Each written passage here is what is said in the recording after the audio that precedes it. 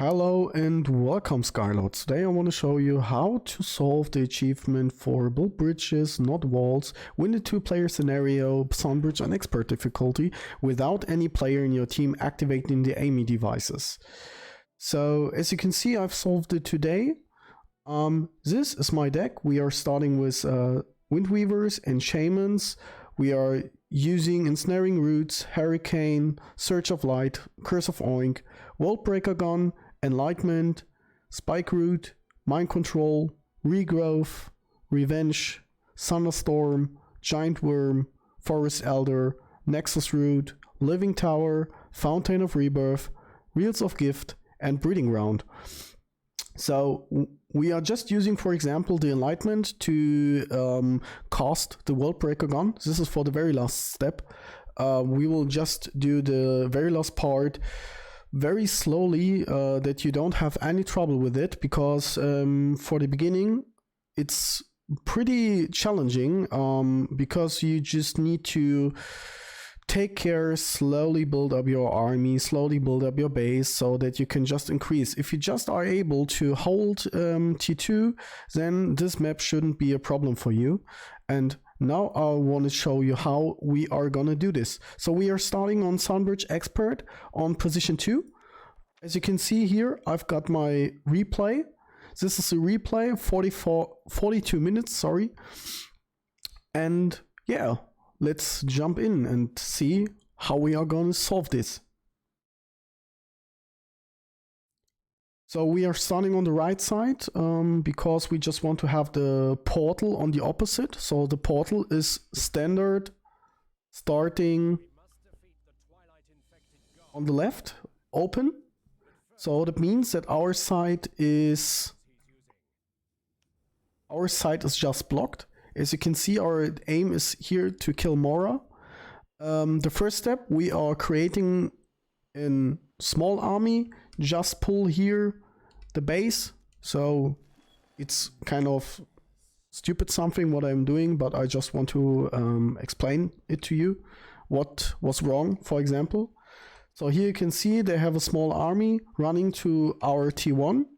We are slowly building our army with Shamans and Windweavers, so that we have the heal and we have the distance attack later for the base here for our T2. So now we are slowly going to the spawner.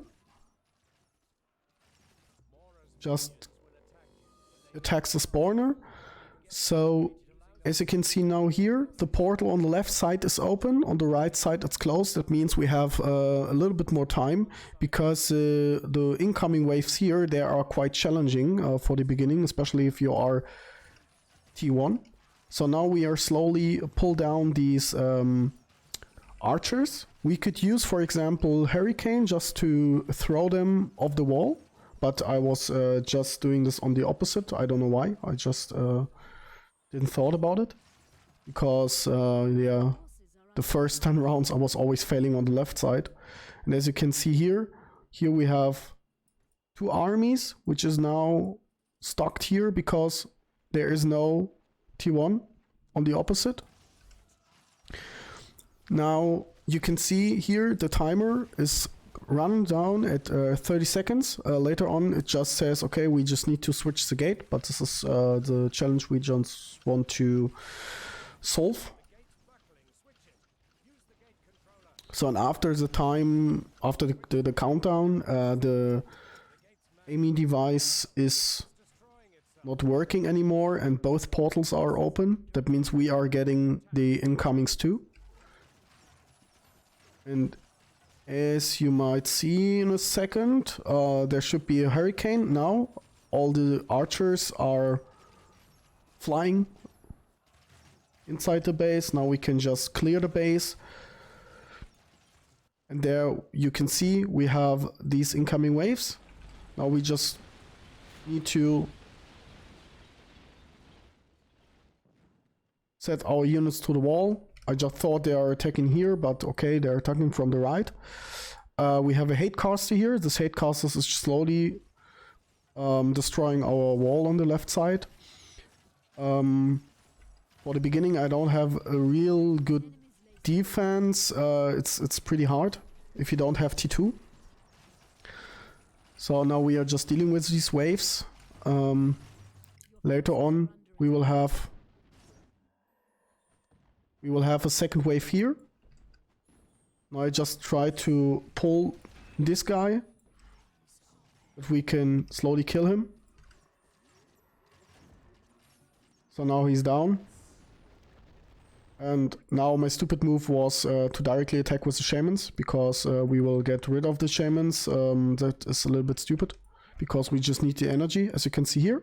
For example, here we have one wave, here we have the second wave, and we build a living tower. So living tower is pretty nice for the defense, because you can just use root nexus that it heals up. And then you have a much more stable defense. So if you are able to hold your T2, then everything's fine. The rest should be much better. Now we are slowly destroying the hate caster with our wind weavers. Build another living tower. That we have the root connection. That our attacks by the living tower are getting much stronger. And as you can see here, the waves are pretty hard to, or they are massive. They have a lot of mass minion units or minor units.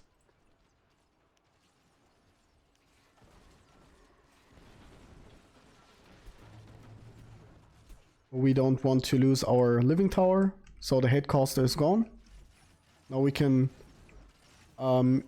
easier repair our walls, because we don't have a problem. We just built a breeding ground over here because we don't have any space inside of our T2. And now we are skipping a little bit, because now I just were trying to build up my defense with wind weavers. But in my opinion, it would be more effective if we directly use spike roots. Because spike roots we can just use a root connection too, and we can use root nexus. So, and especially for the ground units, attacks are much heavier against the enemies. So, and you can see we are easily dealing with these waves. Okay, now we have here our spike roots. Spike roots are just waiting. I just built here up a living tower for another root connection, and here too. And in the root nexus, if we are getting any attacks, that this one is getting healed. So now we have pulled these small units. So the ensnaring root wasn't necessary. We don't need these wind weavers. It's all. So the only thing you need is spike root and shamans for healing, and perhaps if you just want to, the root nexus. So later on I will send these into my base. Now they are getting forward. As you can see here. Now we are totally pulling the base. That was obviously too much. But we just want to destroy the hate caster, and after we have destroyed the hate caster, we are directly going back, because we don't want to pull or just getting destroyed our spiky roots. Just send a hurricane that the minions are, or just S units are flying away. And now, as you can see here, spike root in action. So they are easily going down, especially the small units are directly dead or instantly.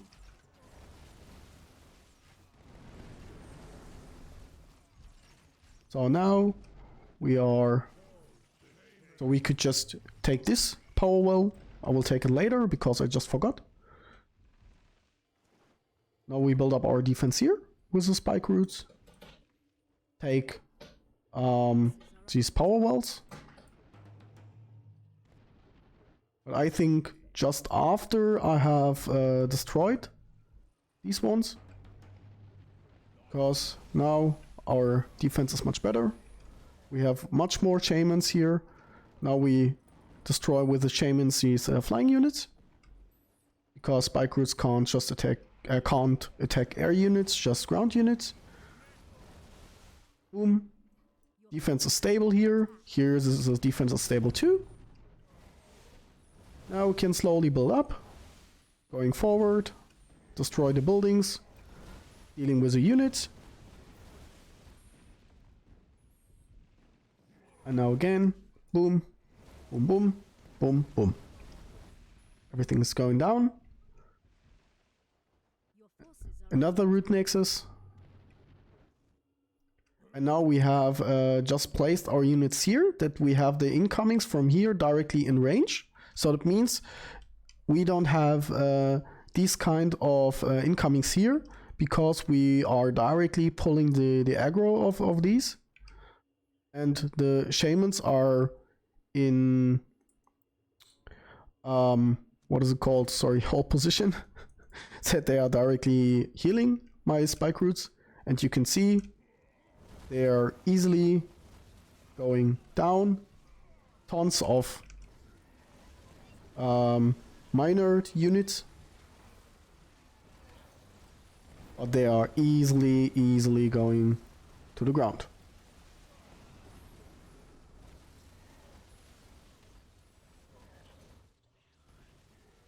So after I found out that this one is going very well, we are going for our T4. Now T4. Here we have the power wells. Now we are sending our wind weavers and everything else here. Take the power well there. And then we have a unit population of 86. Now we are just killing all of our wind weavers, that we have a lot of more void power. And we are just waiting for the forest elder, that we have our 30% breeding ground. Now we are just waiting. We just hold position with the forest elder. And we have built in between the Weeds of Gift. That we have a continuously attacking bonus, healing bonus, and decreasing the damage. Now we are going with the giant worm on the opposite. Just send him down. It's always good if you are using revenge, that you are reducing the damage against the giant worm and healing him. So we are just dealing with a little bit bullshit. Now the way is free. We are just destroying the tower. I don't know why, because I was bored. I didn't even expect that it worked, so some things are not going very well. And in the meantime, we have just used mind control for a Hulk. Your forces are under attack. And we are directly attacking the power shrine. Send him down, and then just get rid of him, because it would take too much damage, too much energy. We are wasting until we are getting him back to our side. So what I always do on this map is, if I'm sending a giant worm or anything else into the region of the Amii shrine, we have these Twilight Horrors. The Twilight Horrors can stun your unit. I always try to kill them first, that they are not able to stun your unit. And after the Twilight Horrors are not alive anymore, we can easily do whatever we want. So we can just kill the Hatecaster and destroy the Hatecaster, or directly go for the shrine. It's always a good thing if we are directly using revenge. So now we are getting healed by the shamans. because they're still alive. As you can see, they're still just dealing with these units. The giant worm will go back again.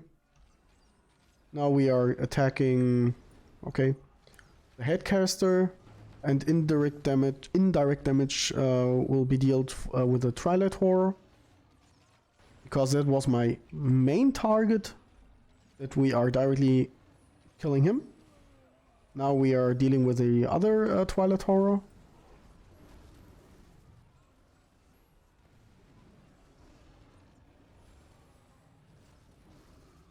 So now we don't have a unit inside of the base which can stun your giant worm. So meanwhile, what you could do is, for example, enlighten the Worldbreaker gun. So I've pasted them later here in this area. That would just take less time for this round. So if you are attacking here, you can just directly build up your Worldbreaker guns and just activate the effect. Now we have revenge on our giant worm.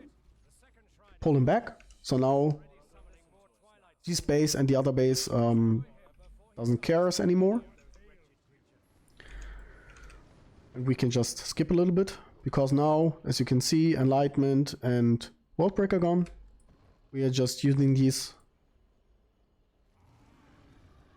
I think 4 or 5 times. I think 4 times. I really don't know. So, but we are just building these, use the ability that we have the effect of a heavy snowball available. Now we are just spawning or summon a few more Forest Elder giant worms. Now we are just directly going in. We are taking the Twilight Hawk. Kill slowly the Tree Fiends. We were using, for example, a shortcut. For example, you're just using this one. Press Ctrl 3 or 2 or whatever, that you directly have the snowball available, and boom, Mora is gone. So after the Tree Fiends are not alive anymore, this map is really easy, because yeah, the health of Mora is not a big deal, especially with few units. And of course you can just use the heavy snowball directly on Mora if you're just doing this 2 or 3 times, like for example for the promo Worldbreaker gun achievement. Then you are easily dealing with Mora. So, and this is how you are solving the achievement for Sunbridge without any Amii device. So I hope you liked the video, and yeah, see you next time online, and I wish you a good day. Bye.